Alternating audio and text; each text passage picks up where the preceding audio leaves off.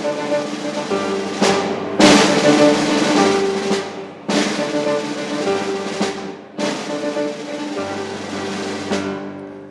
and gentlemen, the President of the United States, accompanied by the Taoiseach of Ireland and Mrs. Martin.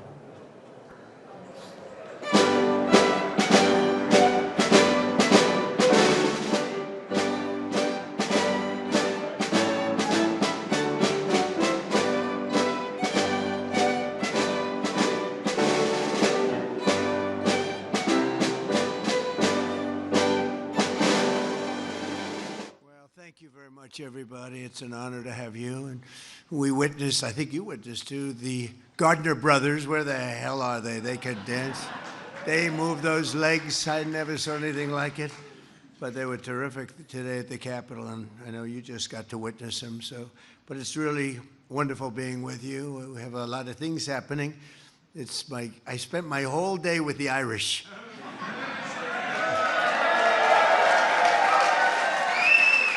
And I should have been spending it with the Iranians, but that's not, you know, in a different sense. We're doing very well, I will say. We're knocking them for a loop. They can't have a nuclear weapon, and they now understand that very strongly. But we have a great country, and we have an unbelievable military. We have the most powerful military in the world, and people see that. And I rebuilt it in my first term, and I didn't know I'd have to use it so much in my second term, but the men and women of our military, I pay them my highest love and compliments. Thank you very much. I'm delighted to welcome everyone to the beautiful White House. There's just no place like it, right?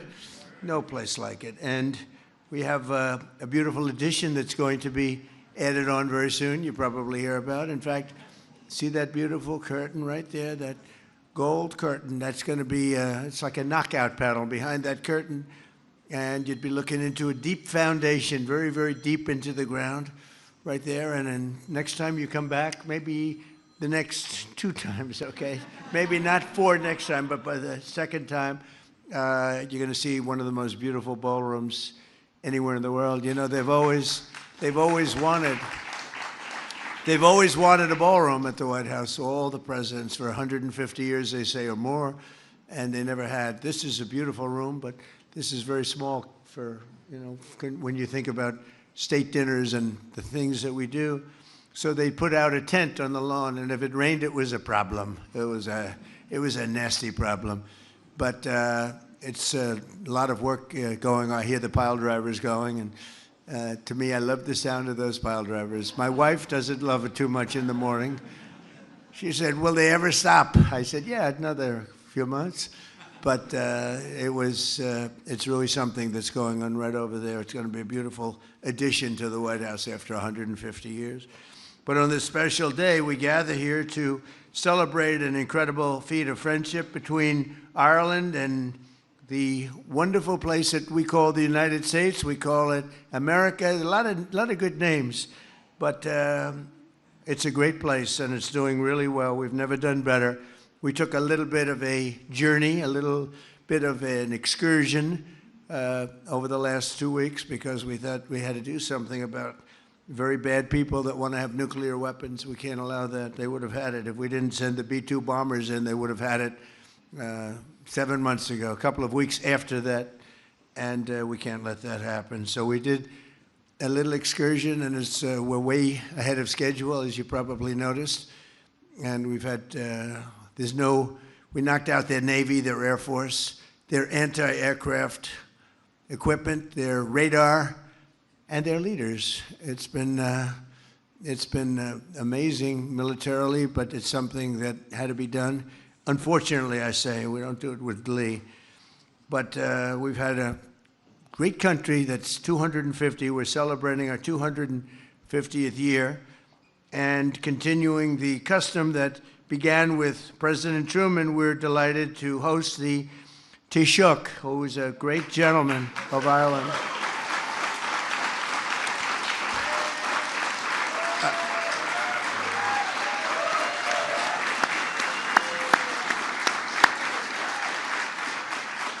Along with someone who's much, much more important, his wife, Mary. She's just a lovely woman. So thank you very much. Thank you for being here. It's an honor. Well, the Taoiseach is far from Emerald Isle. He should feel very much at home here in America because so many things have happened that are Irish. But it's often said that we have 5 times as many Irish in our beautiful country than you have on your wonderful island. I mean, that's a pretty big statement. But they love you, and I think I won't say their first love. Hopefully, it's a close second. But they do love, and St. Patrick's Day, we're here, and it's very, very special. It's always been a special time. Even for me, it's been a special time. I feel like I have Irish blood. I'm not too far. I have Scottish blood. Is that good or bad? I don't know. I don't know. I'm not sure. But today's celebration, we're also joined by Deputy First Minister of Northern Ireland, Emma Little Pengelly, and I want to just, where's Emma? Thank you very much. It's such an honor. It's such an honor. Thank you. We met at the Capitol, and I said, the relationship is very good. That's good. Much better that way, right? In the old days, But it was really an honor to meet with you. Thank you very much. And thanks as well to members of my cabinet, including 2 Irish-American secretaries, Sean Duffy and Linda McMahon. Where are they? Hi, Sean. Where's Linda? Well, hi, Linda. They've done an incredible job. Transportation and education.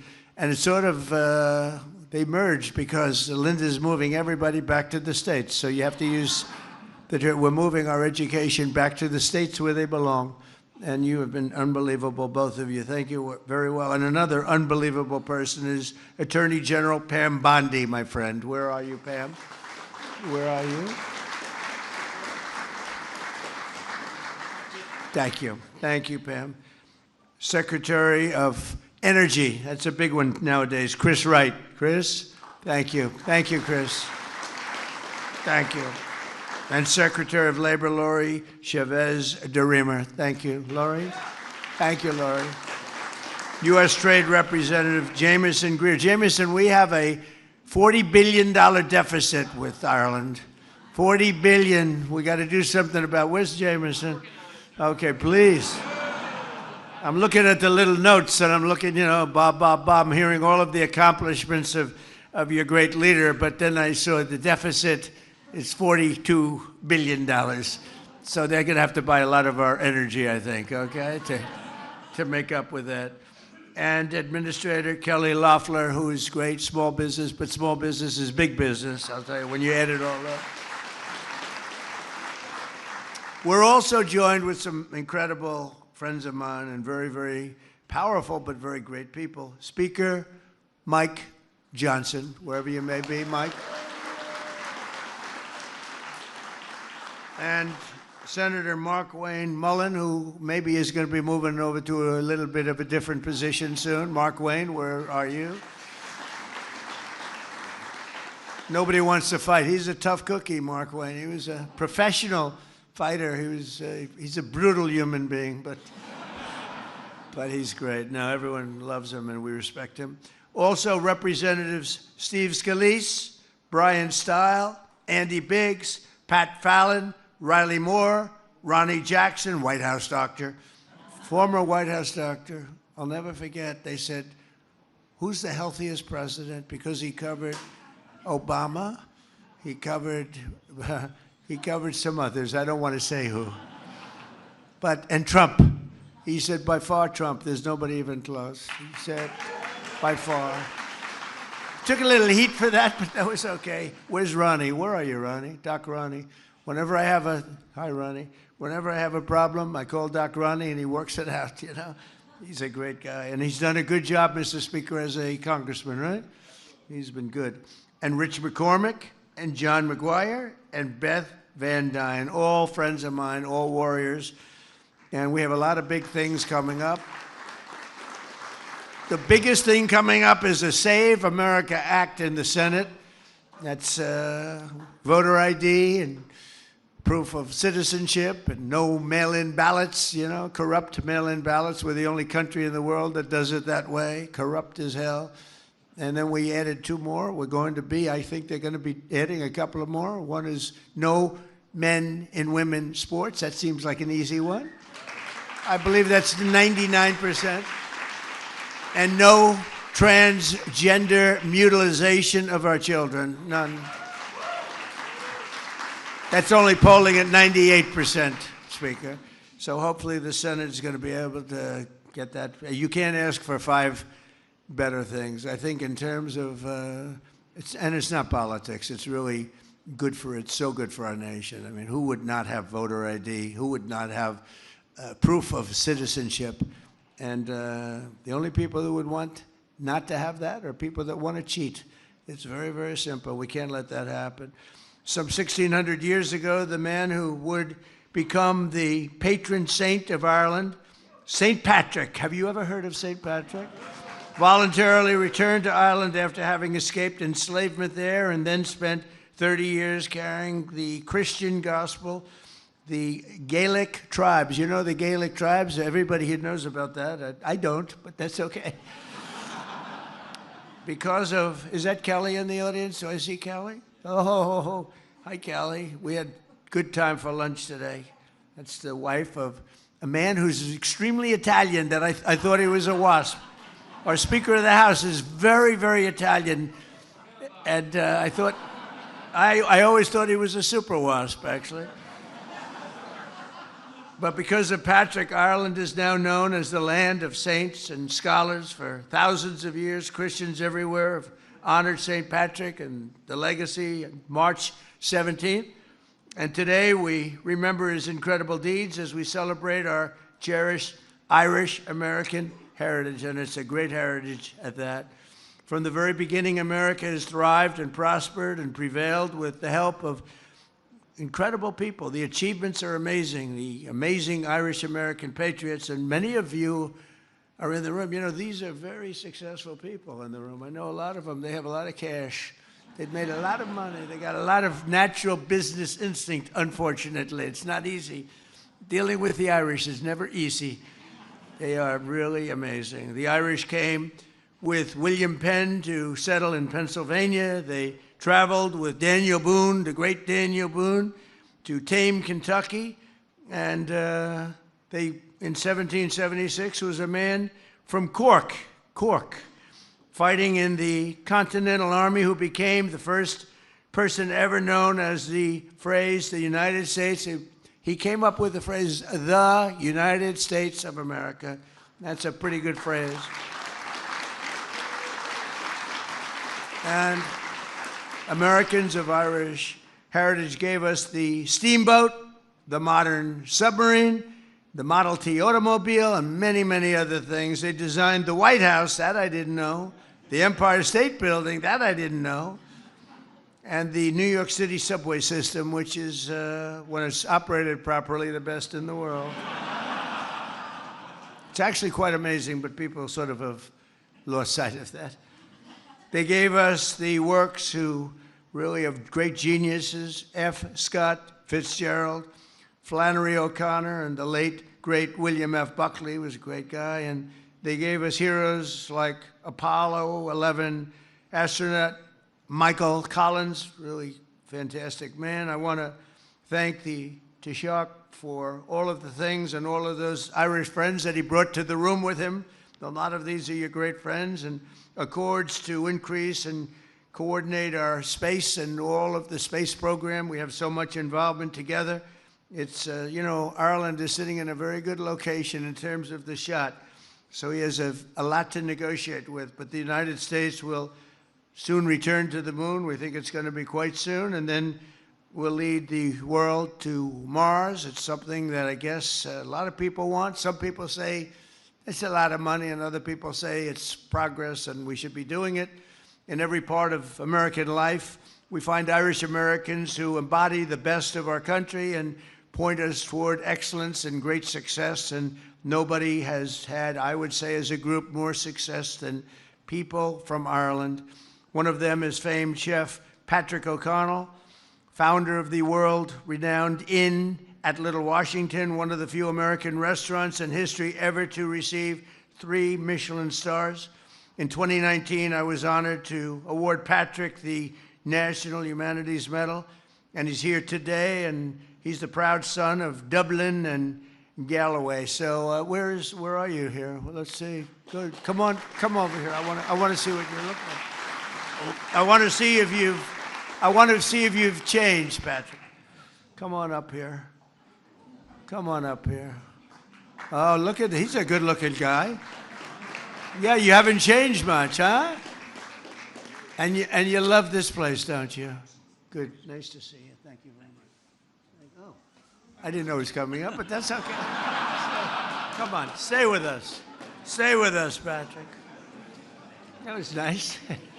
That's usually a politician does that, you know? That was pretty good. Thank you, Patrick. Good job. That's an amazing job.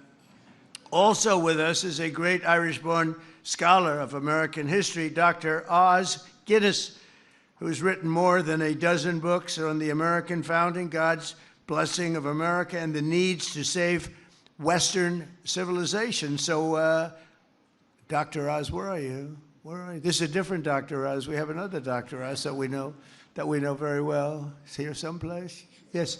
How are you? Ah, how are you? Boy, you look nice in the corner. Picked a nice spot. Thank you very much. Congratulations. It's a great career. And his great-great-great-grandfather was the famous brewer from Dublin, Arthur Guinness, and creator of Ireland's most famous export. His family helped build Ireland, and now Oz reminds us of the values and principles that built America. So thank you very much. It's a great honor. Nice to see you. Great. And from the banks of the Chicago River to the streets of South Bend, Indiana, we know what that is. Good football and good college, good school. From the steeples of Savannah, Georgia, all the way to the Oval Office, that beautiful Oval Office. Has anybody been in the Oval Office? I know the Speaker of the House has. Too much, right, Mike? Too much, that's right. And by the way, a friend of mine who I just see here is your ambassador to Ireland. His name is Walshy. We call him Walsh. His name is Walsh, and he's a great golfer. And I would think that that's got to be the greatest ambassadorship in history. You're a golfer. He loves golf. He's really good at it. And he's the ambassador to Ireland. You can't do better than that, right? You can't do better than that. But came all the way from the Washington, D.C. area. Irish Americans have left an incredible mark on American history, and they're fighters and thinkers and doers and winners. And for 250 years, and that's what we have now. We have the Olympics coming up. We have the World Cup coming up. And I did take credit for those two. I tried to add in 250, but that didn't work out too well, you know. Because in my first term, I got the Olympics. In my first term, I got the World Cup. And then I said, I wonder if anybody would notice if I said I got the 250 years. And I had calls from, like, Mike, you called me, you said, I'm not allowed to take that one, right? But we have an amazing celebration this year coming up, 250 years. America's truly been blessed by the luck of the Irish. So once again, let me say thank you to everybody. Happy St. Patrick's Day. You are really, really fantastic people. And I want to do something having to do with a thing called the Shamrock Bowl. Does anybody know it? I'll ask my very dear friend, and he is a friend, to come up and say a few words. Thank you very much.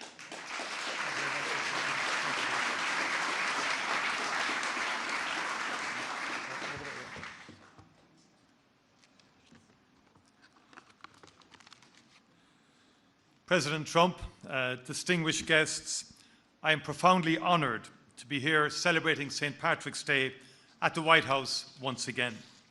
And I'm delighted that we're joined by our great friend, Ambassador Ed Walsh. He is doing a fantastic job in Ireland for you, Mr. President. Right. Everyone loves him. And we're also joined by our wonderful ambassador to the United States, Geraldine Byrne-Nason. Geraldine, we are very, very proud of you and the work that you're doing.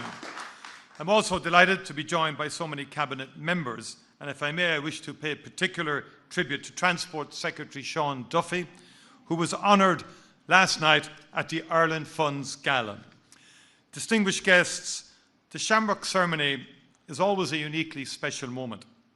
It is a symbol of friendship, a friendship between our peoples, which is older than our republics. But this year, it is a special one. 250 years ago, the people of the United States inspired the world with their determination to build a nation on the timeless ideals of liberty, democracy, and equality.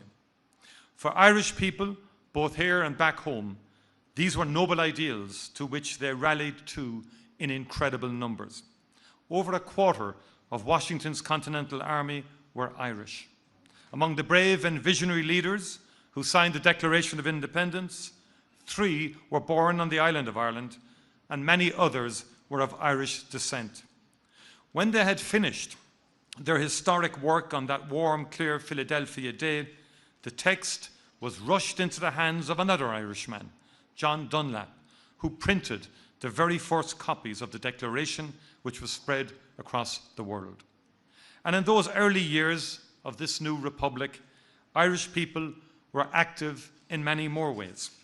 Derryman Charles Thompson designed the Great Seal of the United States, showing the bald eagle with its head turned towards the olive branch of peace.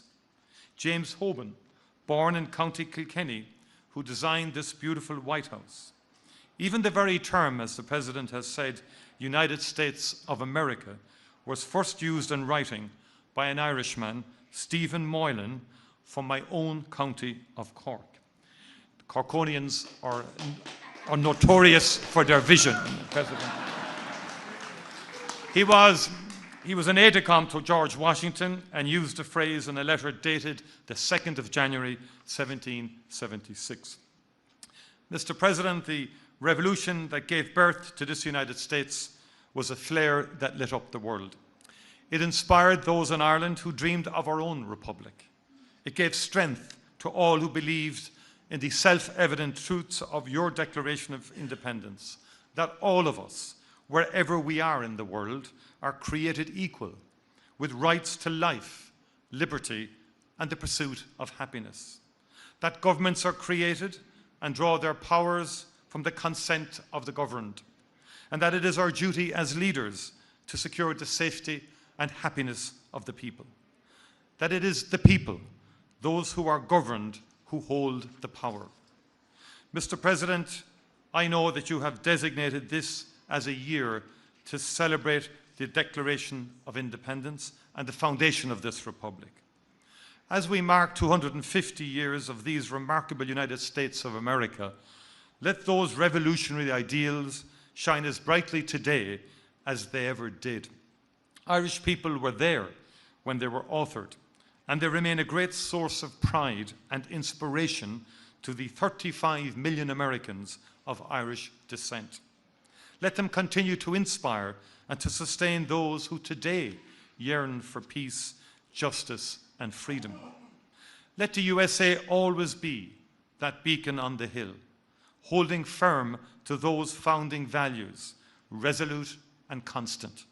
And let Ireland and the United States continue to work together to defend them and to build a better world, one that is free, secure, and at peace.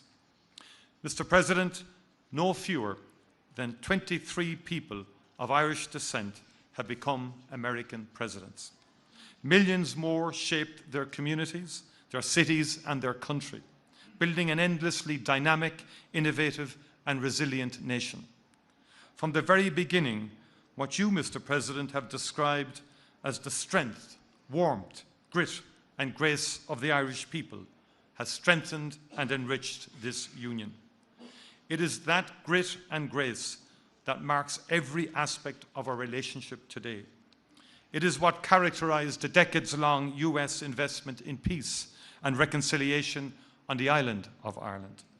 Some of those who gave their time, resources, political capital, and commitment to help transform our island are in this room today. You have my deepest gratitude.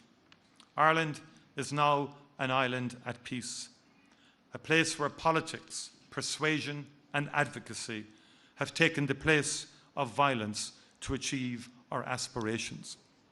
There is plenty of grit and grace in the economic relationship too. The US has long been Ireland's largest investment partner. In Ireland, American companies thrive, innovate, and gain access to European Union and international markets. But that investment increasingly goes both ways. Ireland is the 5th largest source of foreign direct investment into the US, with investment by Irish companies valued at $390 billion US. Not bad for a country of just 5.5 million people.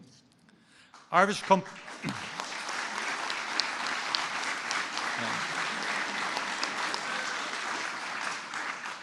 companies have so many 737s on order that it would take the Boeing factory in Washington almost an entire year of working solely on Irish orders to deliver them all. It's true. Every day, hundreds of thousands of American men and women go to work in hundreds of Irish-owned companies across the 50 states of the Union. Irish investment is central to making the critical materials for American infrastructure and housing, the food that is served on American tables each night using produce from American farmers, the infrastructure that powers the AI revolution. The United States is the largest economy in the world. Ireland is small. We need free and open trade to make our way in the world, and we like to see as few barriers and tariffs get in the way of that as possible. Like other small countries, we see international rules and order, including the United Nations, as essential to our peace and security and to that of the world. Our own recent history has convinced us that dialogue, negotiation, and de-escalation are the ways to make progress. And we especially want to see progress and peace in the Middle East, as I know you do. And we also need a just and sustainable peace in Ukraine. Too many people are dying as a result of conflict across the world, and we owe it to them all to create a better future.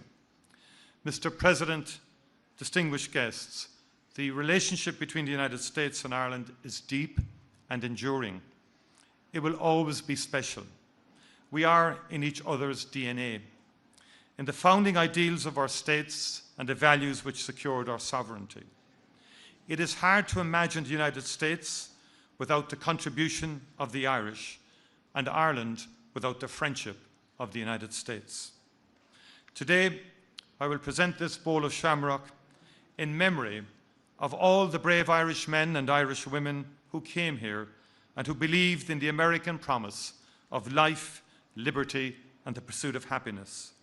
In tribute to all that they contributed and built here, and in celebration of all that we will do and achieve together in the next 250 years.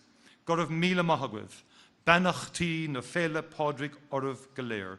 Thank you very much, and happy St. Patrick's Day to you all.